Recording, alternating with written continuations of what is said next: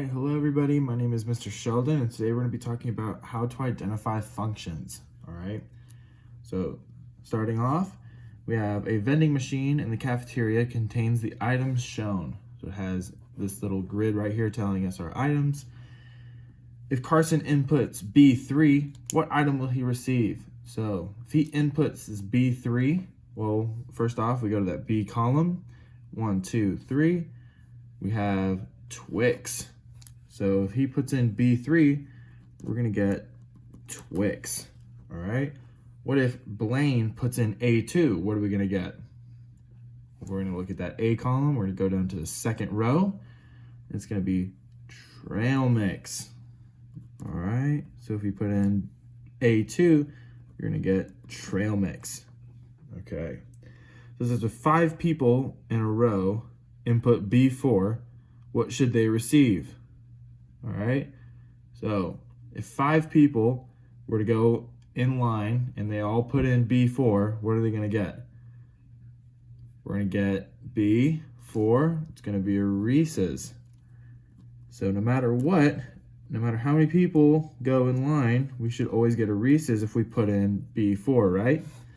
So that's going to be a little segue into what a function is. So first off, we have our definition of a function. We have a function is a relation or rule that assigns each input exactly one output, all right? Or each x value is paired with exactly one y value. So if you look up here in our example, what we said was if we input B3, we're always going to get a Twix, right? That's not going to change. Or if we were to put in A2, it's always going to be a trail mix. Or, like we said, if we had 5 people in a row, put in B4, we're going to get Reese's every single time, okay? So, then we look at a graph that is a function. We'll pass the vertical line test, where any vertical line drawn on the graph will pass through only one point. All right, so we will see more examples about that in just a second. All right, so this little question down here for A, it says, would a vending machine like the one shown above be an example or a non-example of a function? So what's our function? A function is a relation that assigns each input with exactly one output. So if I were to look up here and I put in A1, will I get M&Ms? Yes. Can I get anything other than M&Ms if I put in A1? Well, hopefully not, right? If you're wanting M&Ms and you put in A1 and you get something else, I'd be kind of upset, right? So no. So would this be an example of a function? I would say yes, because each input has exactly one output. All right. So if you put in a B3, like we set up here, it will always come out to a Twix and nothing else. All right. So now it says, if the vending machine removed all Skittles and had M&Ms in both A1 and B1, would it still be a function? All right. So if you took out Skittles and we put in M&Ms, would this be a function? So what's our definition? A function is a relation where each input has exactly one output. So every time I put in something like B3 or A2, so in this case we're talking about A1 and B1, if I put in A1 and B1, will I only get one thing out of it? So in other words, if I were to put in A1, will I get anything other than M&Ms? No, so I'll always get M&Ms. So even if they take out Skittles, right, and both have M&Ms in them, that B1, if I put in B1, I will always get M&Ms if I were to replace that, right? I wouldn't be expecting a Snickers or a Twix or a Reese's or anything other than M&Ms. So even though we have 2 of the same outputs, if I were to do M&Ms and M&Ms, it doesn't matter as long as each input has exactly one output, all right?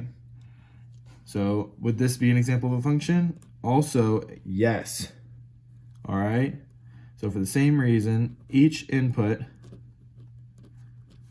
has exactly one output.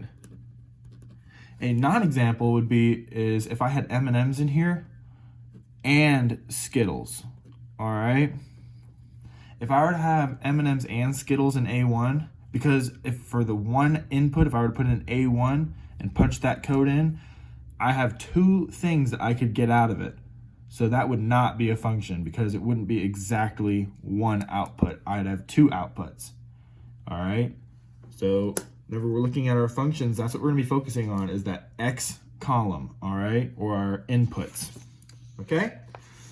So if I look at here, it says for each problem below, circle the letter of the representation that is a function, then write a sentence to explain why the other representation is not. So if I'm looking at both of these tables, then I have my X's and my Y's. I'm gonna look here and I'm gonna see, do I have any repeating X's, okay? So I have a -9, I have a 4, I have a 6. Oh, but I have another -9 right here, right? So I have two separate inputs. Now, do they come to the same output? All right? Or sorry, I have two of the same inputs. Do they come to different outputs? So I have the same -9s. This one on the left comes out to a +1, and this one on the right comes out to a +13.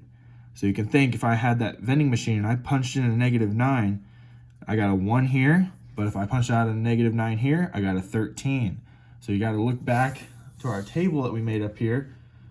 If you were in a chocolate mood and you wanted M&Ms, would you be upset if I punched in, or if you punched in an A1 and you got Skittles?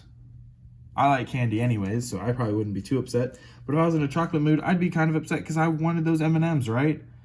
So, looking back down here, you have a -9 comes out to a 1, and then a -9 that comes out to a 13. So would this be a function?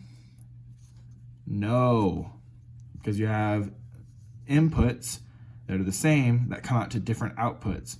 So remember what our function rule is, or what our definition is that each input, so each X, is paired with exactly one Y. All right, and you see here we have our -9 that is paired with both a 1 and a 13. So that is not it. So then we look over here, we have 2, 4, 6, 8, 10. Those are all different. All right, but you look here, you see the Y, they're all the same numbers. Well, remember what we said earlier about if we change Skittles to M&Ms here, we would have two of those M&Ms for A1 and B1. Well, it's still a function, right? That's what we said. Because each input, I know exactly what I'm getting out of it if I punch it in. So I have each input here, the X's, they're all different, and it has exactly one output. So 2 matches with 5, 4 also matches with 5, 6 matches with 5, 8 matches with 5, and 10 matches with 5. That will be our function. All right, so when we're working with functions, focus on the X column. And if you have repeating X's, then look and see what their Y's are. And if their Y's are different, that's what the problem is. Just like we saw with our -9 here and our -9 here. All right, so they both came out to different things. So that's what makes this not a negative, or not a function. So now I'm gonna look at number 2. Well, remember we talked earlier about the vertical line test? So I'm gonna show you all how that works. What I'm gonna do is I'm gonna choose a point on each one of these graphs, and I'm gonna see if there's only one point on a vertical line that goes through it. So I'm gonna choose this -3, -2 right here. I'm just gonna draw a vertical line. All right, and is that the only point on there? Yes. So then I'm gonna draw a vertical line at the next one. Same thing, it's the only one on there. Vertical line here, vertical line here, and vertical line here. And on each one of those vertical lines, I have exactly one point on each of them, right? So because it passes the vertical line test, that is a function. But can I check this B real quick? So if I have a point here, I'm gonna draw it through. So that's the only point on that line. I have another one here. It's the only one on the line. But look here, if I do this, I have 2 points right here and right here that are both on that vertical line.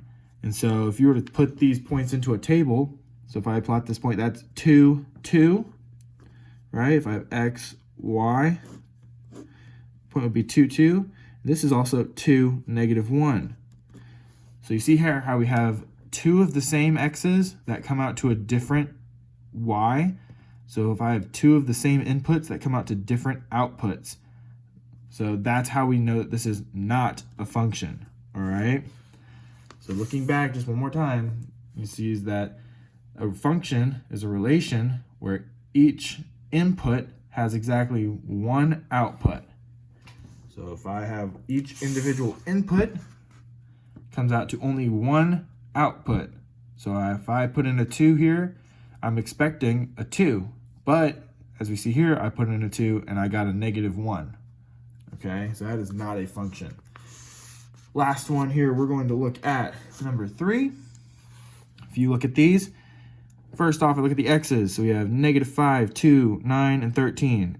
None of those are repeating. All right, so now I look where the arrows are. So if I punch in a negative 5, I'm going to get a 3. All right, 2, I get a 12. 9, I get a 20. And 13, I get a 20. So you see how the 9 and the 13 both go to the 20. But remember what we did on this first one, where it doesn't matter what the y is, okay? The y's can all be the same. That's fine. It's the x's we're worried about. So does an x go to 2 different things? No, so that is a function. So now I'm going to look at b real quick just to check it. Well, I have 25. Oh, well, I see 25 is going to this negative 5 and a 5. So that, again, that would be just like in our vending machine where if I punched in a 2, 5, I'd expect a negative 5. But, oh, now I got a 5 too. So just like with the M&Ms and Skittles.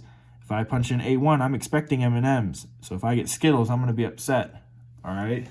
So that's how we know that this is not a function. All right? And we will go over more examples in class. I hope you guys have a good rest of your day, and I will see you guys in the next video.